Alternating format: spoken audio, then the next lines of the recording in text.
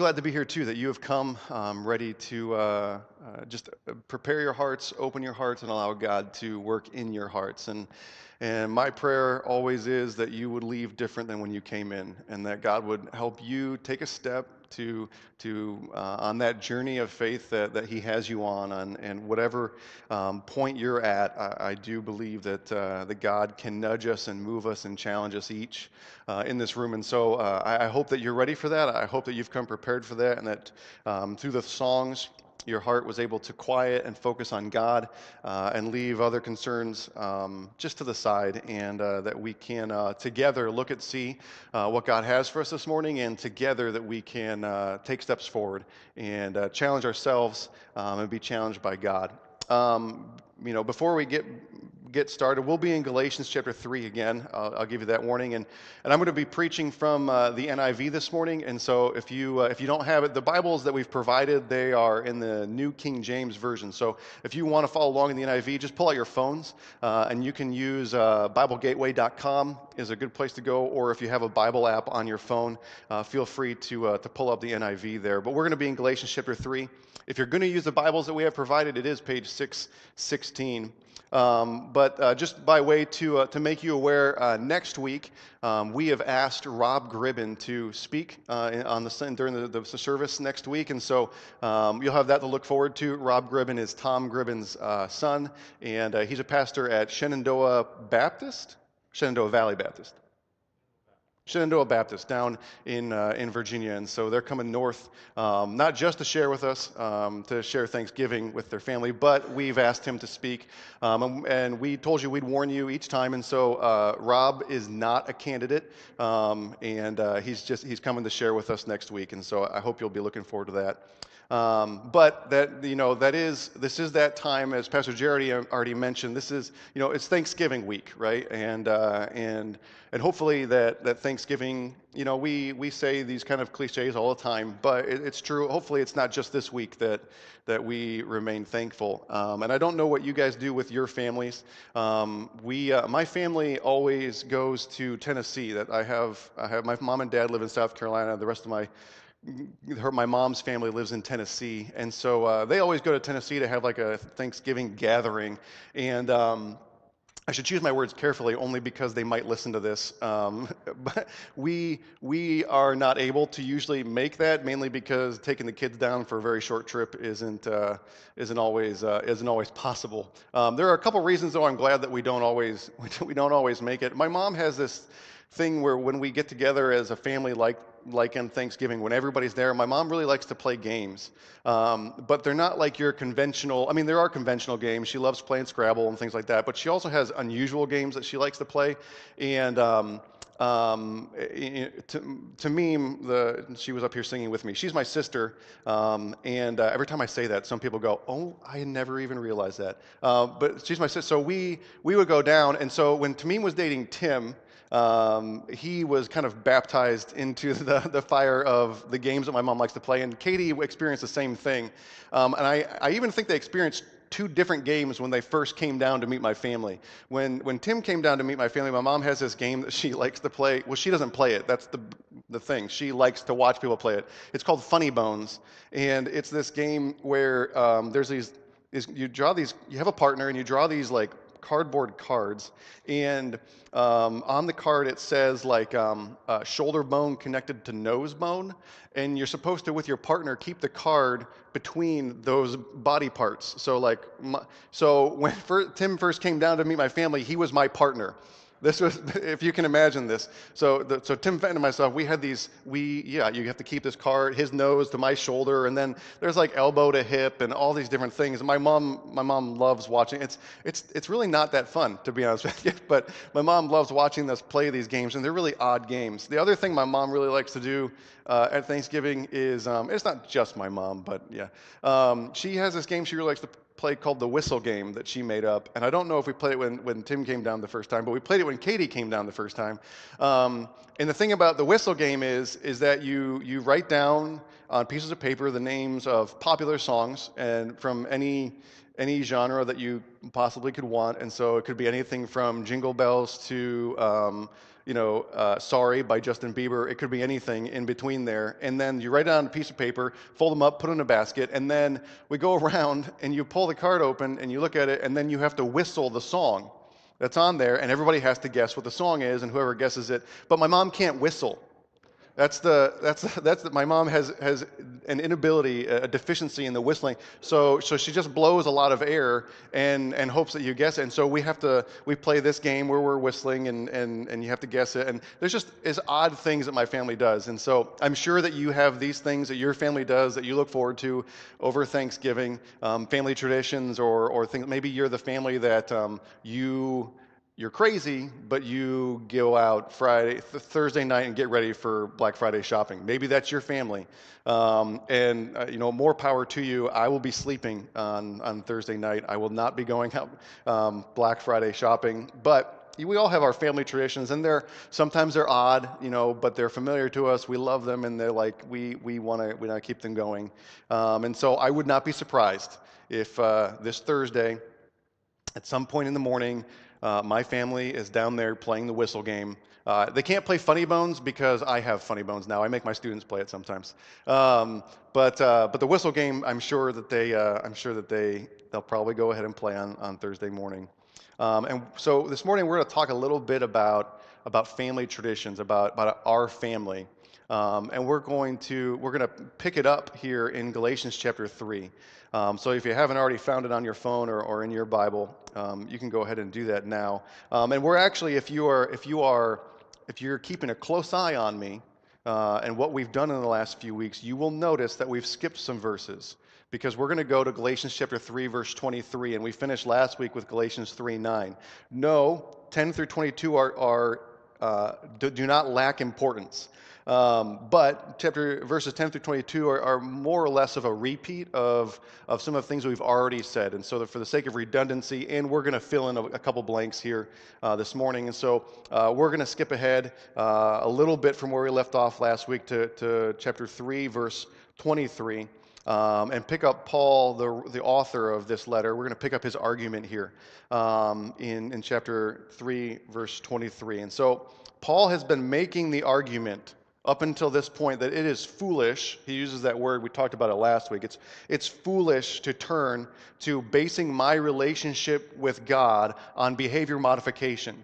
It's foolish. Or to turn to make my relationship extra special with God just by doing extra religious things. Paul says that's foolish. And his argument continually revolves around this main idea. And the idea is that if the law, meaning behavior and practice, rules that we follow, if the law could bring about righteousness, bring about justification, a right relationship with God, viewed correctly in His eyes. If the law could bring that about, then we wouldn't need to have faith in Christ. Right? This is his main idea. If that was what makes us right with God, then we wouldn't need to have faith in Christ and His death. But you can't modify your behavior enough, meaning you can't. I don't do this. I don't do this. I don't do this. You can't do that enough to get a right relationship with God, and you can't add enough extra. But I do this. You can't do that enough to earn forgiveness for offending God, or to get a right relationship with God. Righteousness, that right relationship with God, that justification, where He looks at us and sees that we are not guilty. That comes from faith. It comes from conviction. It comes from trust in the power and the ability in Jesus' death to rescue us from the impending consequences of sin. And last week we asked this question: then what? After I place my faith, my trust, I develop that conviction that Christ's death saves me, that faith in His death is what saves me, not what I do. Last week we asked the question: then what? What happens after I trust Christ to rescue me? So I acknowledge my sin and my failures, but what then? We said that the key to continue is faith. We started with faith, and so we must continue with Faith as we go on through life. Faith that God will help us through our struggles, that God will take care of us and provide for us, so that God will remain faithful to his promises. First and foremost, that Christ's death will cover our sin. And so today I want to continue with that, and we're going to pick up in chapter 3, verses 23 through 29. I'm going to actually read verses 23 to 25 first. So Paul says this in Galatians chapter 3, verse 23. He says, before the coming of this faith, meaning Christ and being able to put our faith in his death, we were held in custody under the law, locked up until the faith that was to come would be revealed. Verse 24, so the law was our guardian until Christ came, that we might be justified by faith. There's that word again, justified, made right in God's eyes. Verse 25, now that this faith has come, we are no longer under a guardian. So let me set up these verses here in Galatians. The Galatian church, the people the Galatian church is, the people that he was writing to, they had begun to get a little bit confused about their relationship with God and salvation, that we would call salvation. They heard Paul's message of rescue from sin, that sin is a reality that we have to deal with, that there is rescue from sin, but that rescue has nothing to do with what we do, but has more to do with what we believe and where we put our faith and our trust. And so they've heard that. They've confessed their shortcomings. They've said, God, I am aware that I am sinful and that your standard is up here and I will never, ever reach that standard. And because I can't reach that standard, there is not a day that goes by that I haven't offended you. I am sorry. And so they've confessed that shortcoming, and they placed their faith in Jesus for their salvation from sin's consequences, which as we looked at last week, opens them up to this new heightened sense of guilt. Right? So now that I realize how short I fall, when I continue to live the way that I lived in my shortcomings, now they feel guilty, right? And that's where these people are. They feel guilty every time they fall short now, because they're aware I'm not good enough and I can't do good enough things. And so to address this guilt, this is what they were doing, instead of continuing in faith and trusting God to work those things out in their life and trusting God to work with them through those struggles, the things that make them feel guilty, the things that they know fall short of God's expectations, the Galatian people that he's writing to in this letter are turning to behavior modification. They're turning to additional religious practices to say, okay, this will make me feel less guilty, and this will make me feel better about what I'm not doing or where I'm at. And so in their case, in this letter, they decided that God seemed to really like the Jews back in history, in the past. And so maybe they thought, if they start focusing on the Old Testament law, the Old Testament's the first half of the Bible, and it describes God's relationship with the Jewish people, and they say maybe if we focus on Old Testament law, commandments, then maybe that will earn God's approval and favor. If we focus on the rules of the Old Testament, if we focus on the regulations that the Jews followed, then maybe that will earn God's approval. Maybe he'll like us better because of it. And then they think that that'll fix their guilt. It'll get them going on the right track. And so that's why Paul says then in chapter 3, verse 23, he addresses that. He says, before the coming of this faith, Christ, we were held in the custody under the law, locked up until the faith that was to come would be revealed. So I want to let you into a little secret. I mean, it's not a secret, but I want to try to open your eyes a little bit about something. It's a misunderstanding in our culture, and it may be a misunderstanding that we, even as Christians in church, that we have. And it is this, it's that the law, when we say the law, a lot of people, a lot of you maybe who have been in church, you'll think Old Testament.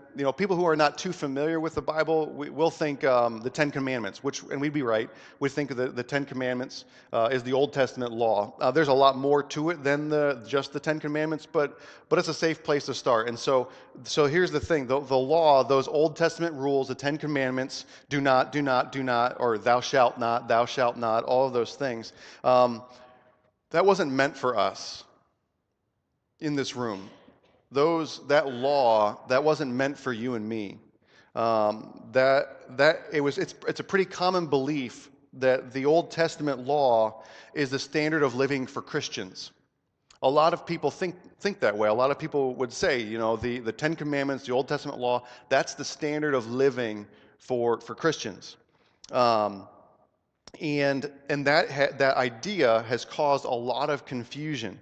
People try to use the law of the Old Testament to show why Christianity is inconsistent or contradicts itself, because there are certain things in the Old Testament law that Christians don't do. Right? And so there's this idea that Christians should follow the Ten Commandments in the Old Testament law, but Christians don't follow the Ten Commandments in the Old Testament law all the time, all the way. And so people would say, well, then, your Bible itself is contradictory. It contradicts itself. It's not fully correct. And it's this, and it causes Christians to think, okay, well, I can't keep the Ten Commandments.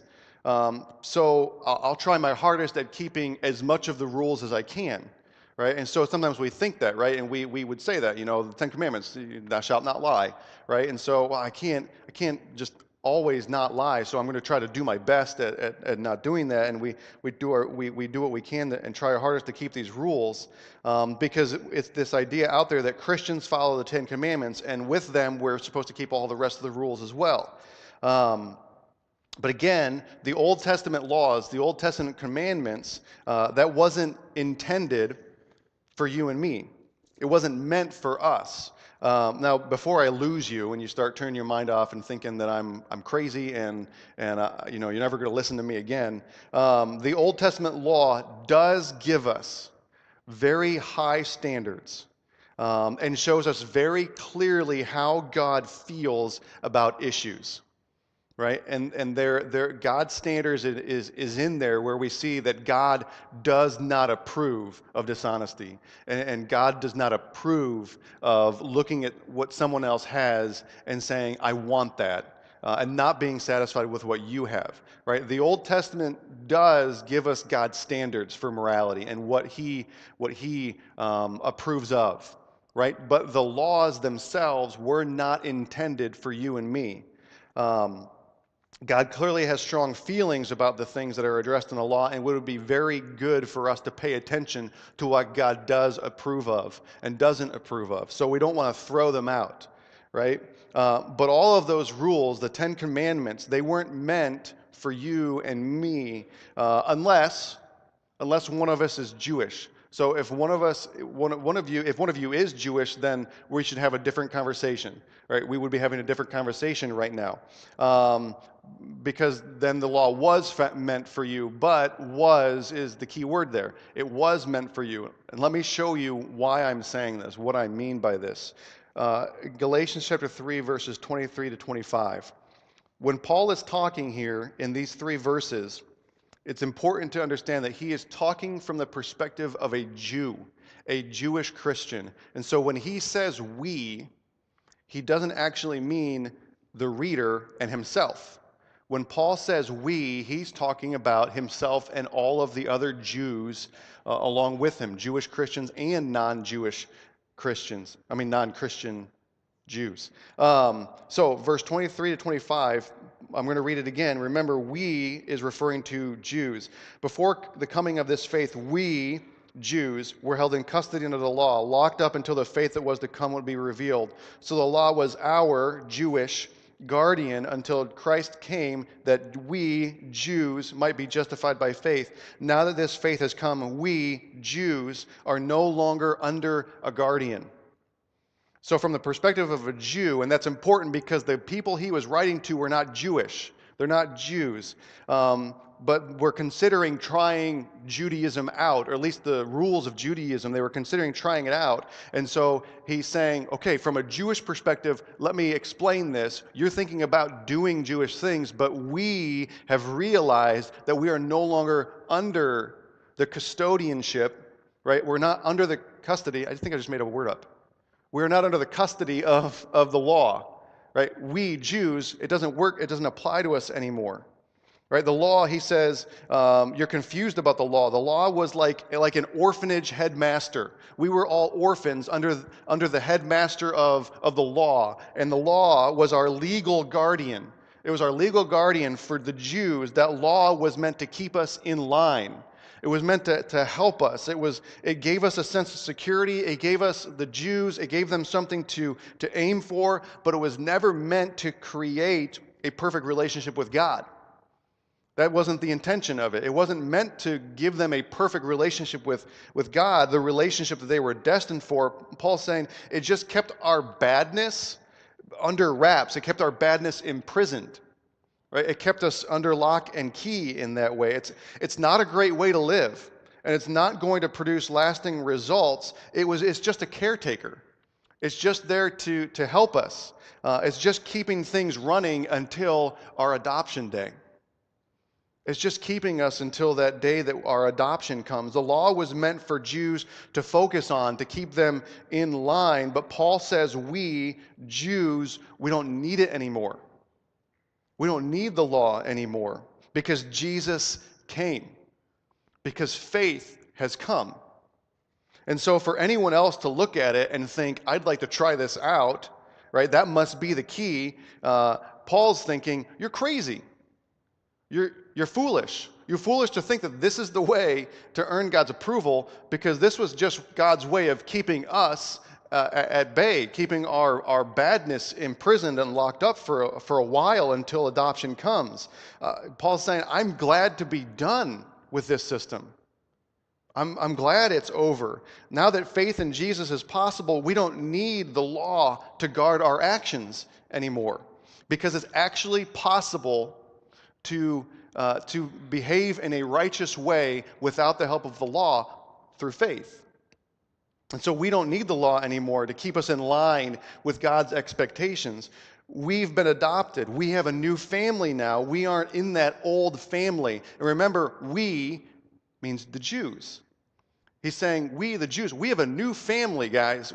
Galatians, listen, you're looking at trying to do things this way, but we're glad to be done with that way. We're looking at a new family now. We've been adopted into a new way, all right? We've set aside the guardian, the old caretaker, the thing that was keeping us in line until we gained our new identity. We've set that aside. We're not in that. We have a new family now. And so he says in Galatians 26, and notice the pronoun changes from we to you. In Galatians 3:26, he says, so in Christ, you are all children of God through faith. We were under the guardianship of the law. We don't need it anymore. You, looking at wanting to become part of our Jewish family, you aren't. You are children, right? You are children of God through faith, not children of the law. You are children of God through faith. Notice it's not we. And then he continues, verse 27, for all of you who were baptized into Christ have clothed yourselves with Christ. Verse 28, so there is neither Jew nor Gentile, which means not Jewish. There's neither slave nor free, nor is there male or female, for you are all one in Christ Jesus. So if you belong to Christ, then you are Abraham's seed and heirs according to the promise. You are descendants of Abraham, and we'll explain this one in a minute. You are in a different family. And now the Jews who are no longer under that guardianship, we are also in that family, because there isn't Jew or Greek or Gentile anymore. Right? We are in the same family now. Don't try to be part of our family. You are a child of God. And so what he's saying is there are no family distinctions in that sense anymore. You're looking at the Jewish family saying, we want to be a part of that. We want to pick up your rules, your traditions, your customs. And he's saying, no, we're trying to get out of this family. You're children of God. Don't try to be a part of this one. We're coming to you, right? He's saying that if you belong to Christ, then you are Abraham's descendants and heirs. Anyone who belongs to Christ is a descendant of Abraham and an heir to the promise that Abraham got. Verse 29, the heir to the promise, heir according to the promise. That promise was that justification would be by faith in Christ. That was the promise. So the Jews thought justification came through the law, and he's saying, no. We are all heirs to this promise that says that faith brings out a right relationship with God. He's saying that religion and relationship with God aren't defined by the old measuring stick anymore. It used to be Jews only. right? Jews were the religious ones. Jews had the relationship with God. Following the law helped you gauge your level of relationship, to help you gauge your level of religion, but not there is none of that anymore. In fact, we are all heirs to the promise given to Abraham, which was that the entire world would each have the possibility of being justified by their faith, not by their behavior.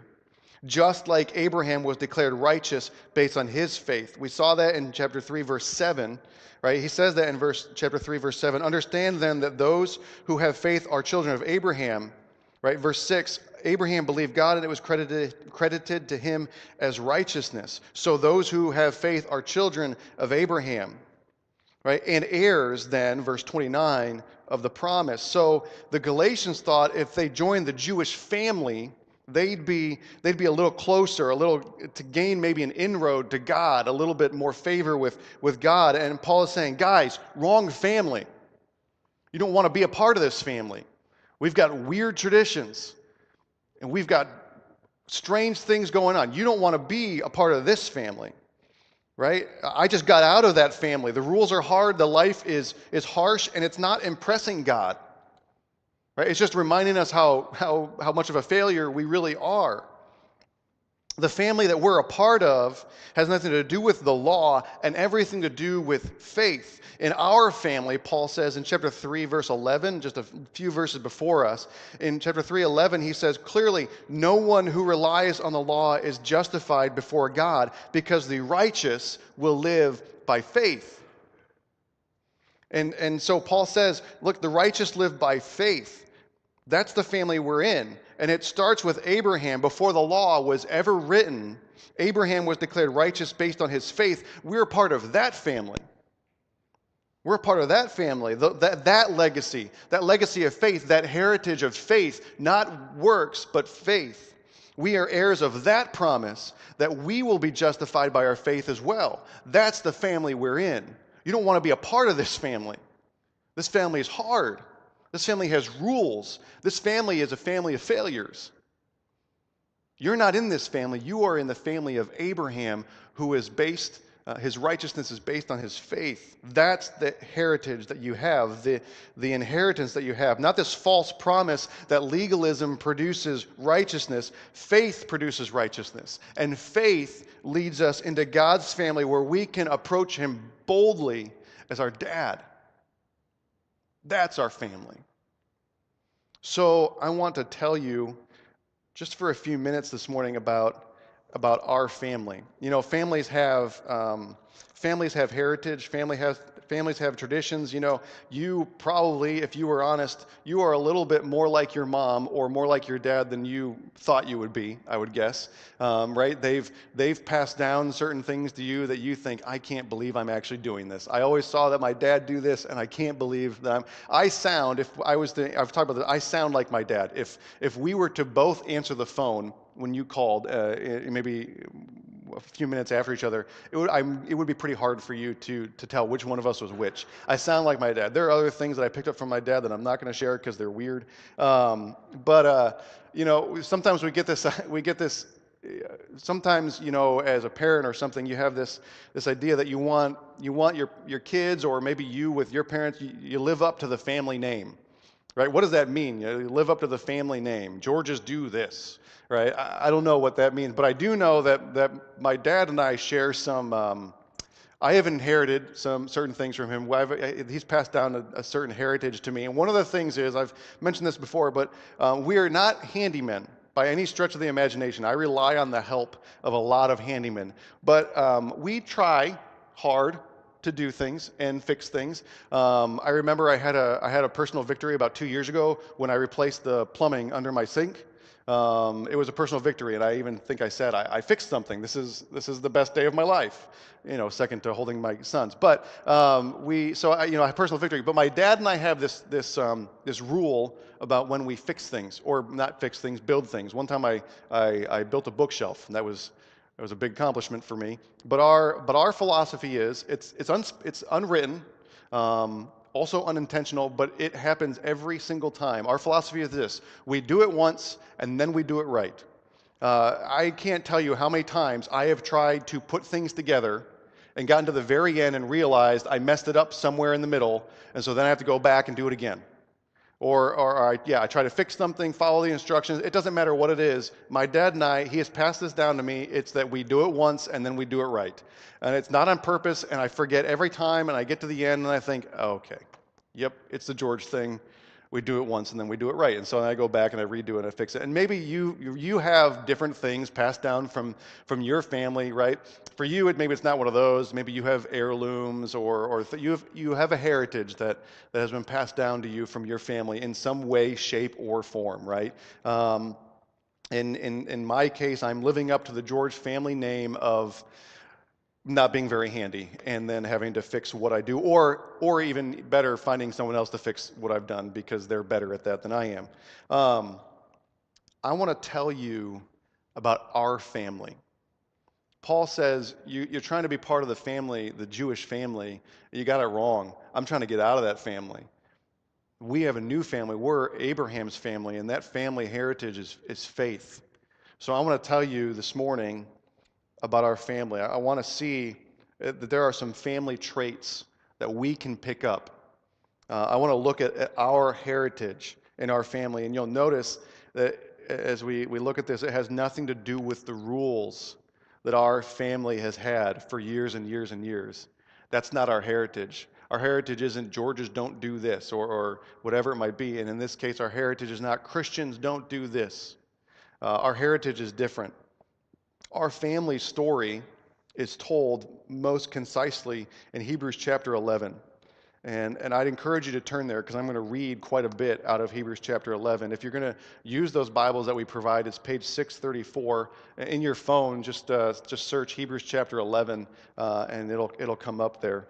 But Hebrews chapter 11 has our family's story. And I want to share that story with you this morning. The writer of this letter, the letter of Hebrews, again, it's Hebrews chapter 11, page 634. If you're using the Bibles that we have here, the writer of this letter this is perfect because he is writing to Jewish Christians, to Jews who became Christians and are tempted, kind of like the Galatians, they're tempted to turn back to the laws of Judaism, to go back to the old family, the old way of doing things, in order to achieve on their own a right relationship with God. And so the author in Hebrews is writing to people who are dealing with the exact same thing the Galatian people are dealing with. This idea that maybe we should go back to that. And Paul has been telling us that's impossible. It's impossible to achieve a right relationship with God by doing this. So much like I'm doing with you now, the writer of Hebrews says, I'm going to use the words that we've been using today. Let me tell you about our family heritage. Hebrews chapter 11. So, Hebrews chapter 11. I'm going to read, and I'd encourage you to follow along in Hebrews chapter 11. And remember, if you have placed your faith in Christ, this is your heritage. This is your family. This is our family. Faith is confidence in what we hope for, an assurance about what we do not see. This is what the ancients, our family, was commended for. Verse 3, by faith we understand that the universe was formed at God's command, so that what is seen was not made out of what was visible. By faith Abel brought God a better offering than Cain did. By faith he was commended as righteous when God spoke well of his offerings. And by faith, Abel still speaks even though he is dead. By faith, Enoch was taken from this life so that he did not experience death. He could not be found because God had taken him away. For before he was taken, he was commended as one who pleased God.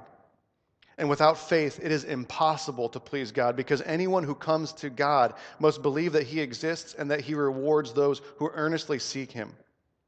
By faith, Noah, when warned about things not yet seen, in holy fear built an ark to save his family. By his faith, he condemned the world and became heir of the righteousness that is in keeping with faith. By faith, Abraham, when he was called to go to a place he would later receive as his inheritance, obeyed and went, even though he did not know where he was going. By faith, He made his home in the promised land like a stranger in a foreign country. He lived in tents, as did Isaac and Jacob, who were heirs with him of the same promise. For he was looking forward to the city with foundations, whose architect and builder is God. And by faith, even Sarah, who was past childbearing age, was enabled to bear children because she considered him faithful who had made the promise. And so from this one man, and he as good as dead, that hurts, right? It means he's old. By one man, and he is as good as dead, came descendants as numerous as the stars in the sky and as countless as the sand on the seashore. And all these people were still living by faith when they died. They did not receive the things promised. They only saw them and welcomed them from a distance, admitting that they were foreigners and strangers on earth. People who say such things show that they are looking for a country of their own. If they had been thinking of the country they had left, they would have had opportunity to return. Instead, they were longing for a better country, a heavenly one. Therefore, God is not ashamed to be called their God, for he has a city prepared for them. Verse 17, by faith, Abraham, when God tested him, offered Isaac as a sacrifice. He who had embraced the promises was about to sacrifice his one and only son, even though God had said to him, it is through Isaac that your offspring will be reckoned. Verse 19. I love this because it had never happened. He'd never seen this happen before, but he believed God could do this. Verse 19, Abraham reasoned that God could even raise the dead. And so, in a manner of speaking, he did receive Isaac back from death. By faith, Isaac blessed Jacob and Esau in regard to their future. By faith, Jacob, when he was dying, blessed each of Joseph's sons and worshiped as he leaned on the top of his staff. By faith, Joseph, when his end was near, spoke about the exodus of the Israelites from Egypt and gave instructions concerning the burial of his bones. Verse 23, by faith, Moses' parents hid him for 3 months after he was born because they saw that he was no ordinary child and they were not afraid of the king's edict. By faith, Moses, when he had grown up, refused to be known as the son of Pharaoh's daughter. He chose to be mistreated along with the people of God rather than to enjoy the fleeting pleasures of sin. He regarded disgrace for the sake of Christ as of greater value than the treasures of Egypt because he was looking ahead to his reward.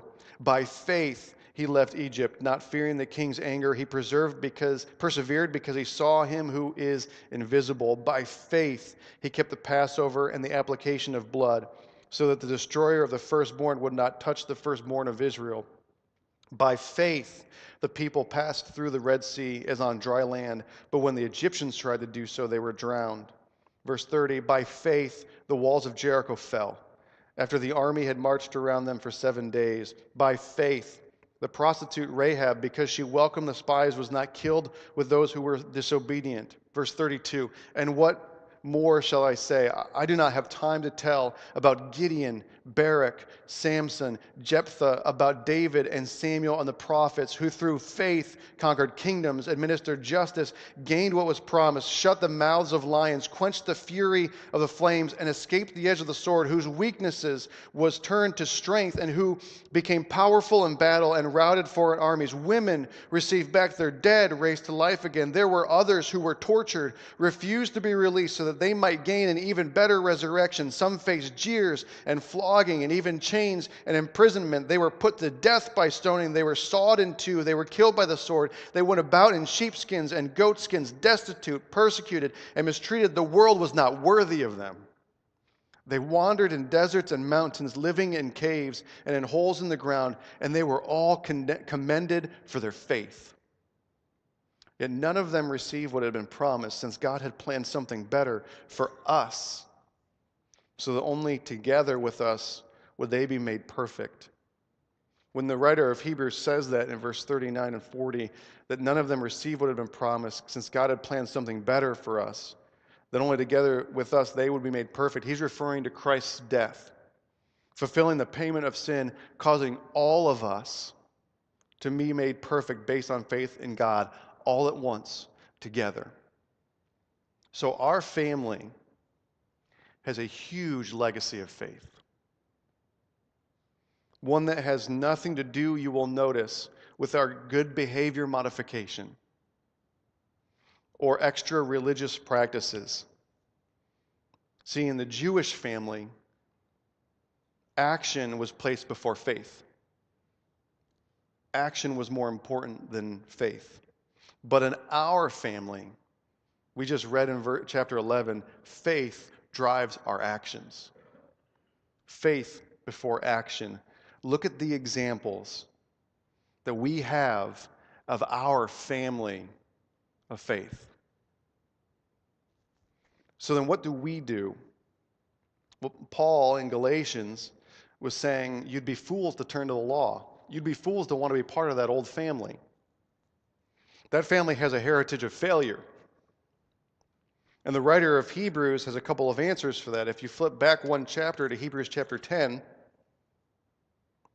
in verses 22 to 25, he says this: let us draw near to God with a sincere heart and with a full, listen to what he says, draw near to God with a full heart, sincere heart, and with the full assurance that faith brings, having our hearts sprinkled to cleanse us from a guilty conscience, and having our bodies washed with pure water. Verse 23, let us hold unswervingly to the hope we profess, for he who promised is faithful. And let us consider then how we may spur one another on toward love and good deeds, not giving up meeting together, as some are in the habit of doing, but encouraging one another, and all the more as you see the day approaching. He says, much like we said last week, what do we do? Draw near to God. 1 John 1:9, if we confess our sins, he is faithful and just to forgive us of those sins and to cleanse us from all unrighteousness. Right? To purify our hearts. And so what do? Our heritage is faith, so draw near to God. Confess and admit openly to the things that you struggle with and need to work on, and ask him to help you, because he is the only one who is capable of fixing that, cleansing us from all of those things that we do, that we struggle with, that cause us to struggle with a guilty conscience. So we draw near to God. He also says, help each other out. We are of the family of faith, and when someone is struggling, whether it's struggling with turning to behavior modification, or struggling with just where they are at in life, struggling with faith, struggling to even say, as we said last week, God, help my unbelief, then we encourage each other. We work with each other. We help each other, because we are in the same family, a family that is not left to itself as individuals to do enough, a family whose relationship with God is based on faith, and so we help each other's faith. We help each other. We encourage each other. We don't give up meeting together. We spur one another on towards love and good deeds. No man left behind. And then the writer says, gives us some good advice after he tells us about the family. And so if you would flip one more time to Hebrews chapter 12, after he has described our family, what our family is like, what our heritage is, what we are heirs to, what traditions we are really inheriting, this tradition of faith. He gives us some of the best advice that he can give us. Hebrews chapter 12, verses 1 through 3. Therefore, based on chapter 11, therefore, since we are surrounded by such a great cloud of witnesses, let us throw off everything that hinders and the sin that so easily entangles, and let us run with perseverance the race marked out for us. He says, look, we are surrounded by a great cloud of witnesses. And this word, witnesses, does not mean watchers. It doesn't mean people peering down from the clouds and watching what we do. It's not what it means. It's a legal term. It's a legal word. It's people who give testimony, people who are witnesses towards the validity of something. They give testimony to the validity of something. Not watch.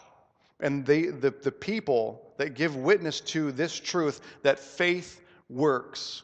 Go back and read chapter 11 again. Every single one of those people testify to the fact that faith works, that a life of faith is what works, not a life of rules, not a life of regulations, but faith that works and receives commendation, receives justification, righteousness from God. And we could add to this list, because you know people who have gone on before you that are evidence to the fact that faith works. A life of faith works.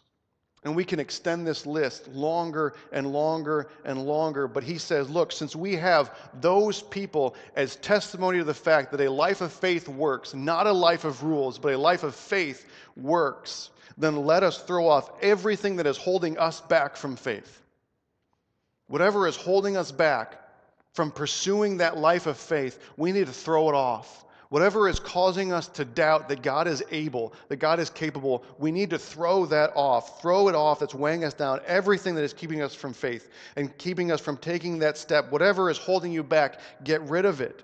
Throw off the sin that so easily trips you up and causes you not to believe that faith actually works. For each of us, there is a weakness that we struggle with. For the people that he's writing to, that sin was doubt.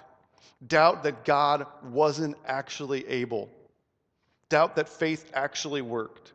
And so he's saying you've got to push that aside, because here's the reality. For each of us, God has marked out a race.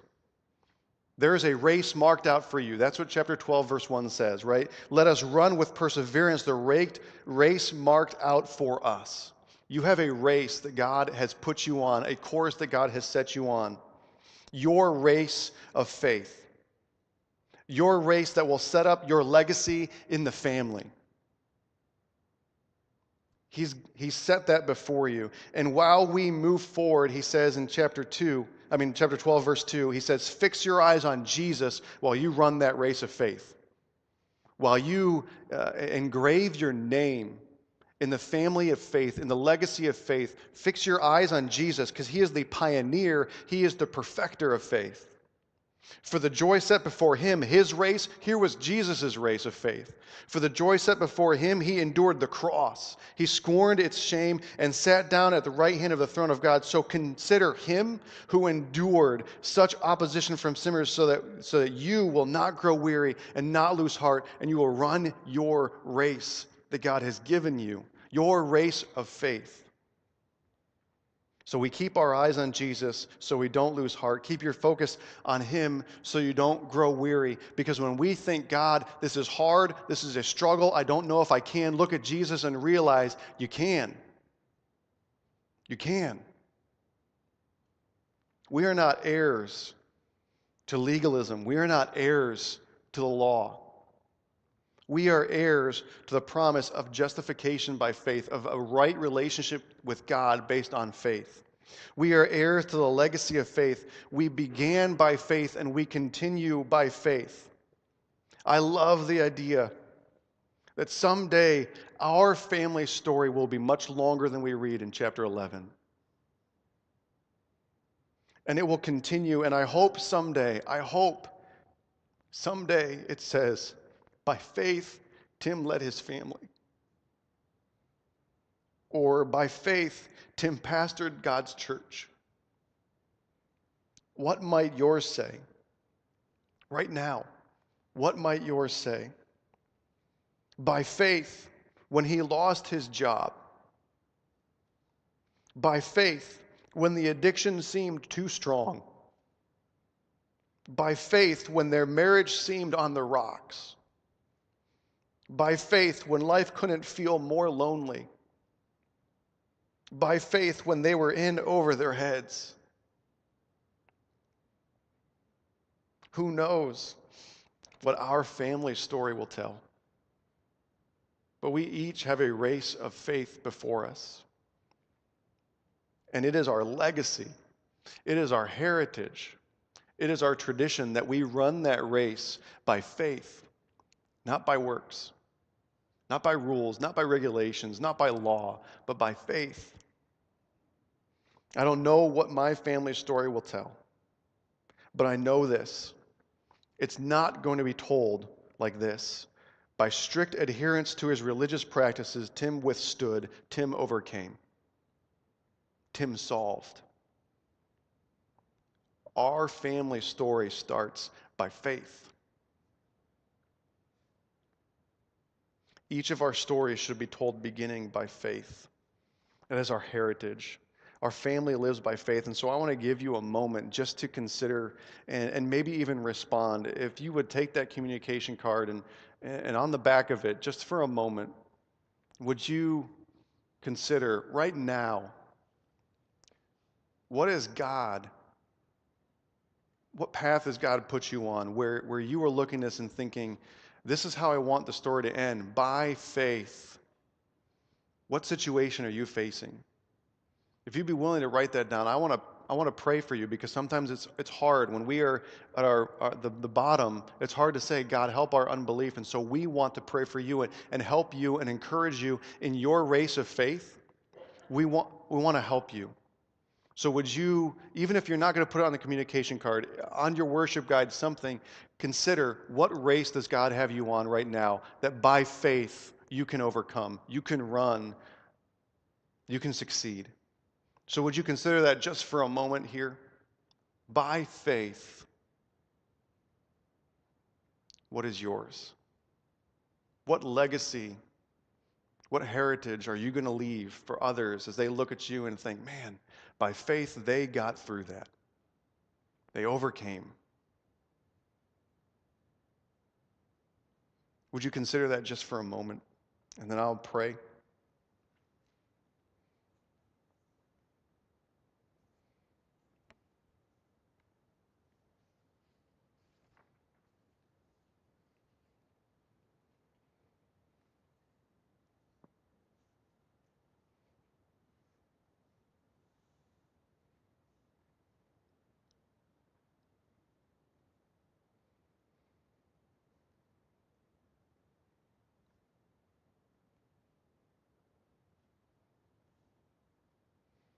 God, thank you for giving us the example of your Son. It shows us it's possible to succeed by faith.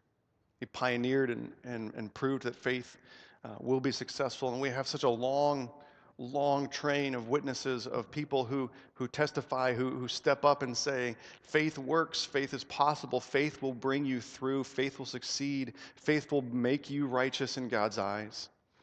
God, would you use us in this room to also be those who testify to the people around us, to our children and our grandchildren, our brothers and sisters, our families, our coworkers? Will you use us to also be those witnesses that declare in the midst of struggle that faith works?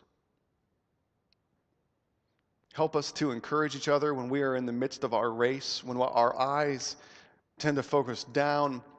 Would you help us to strengthen those weak knees and lift those feeble heads, to look up at you and see that it is possible that faith works? Thank you for being willing to work with us and being faithful and just. When we say, God, I struggle, to say, I know, I forgive you, let's work on it. I love you, God. And I pray these things in your name. Amen.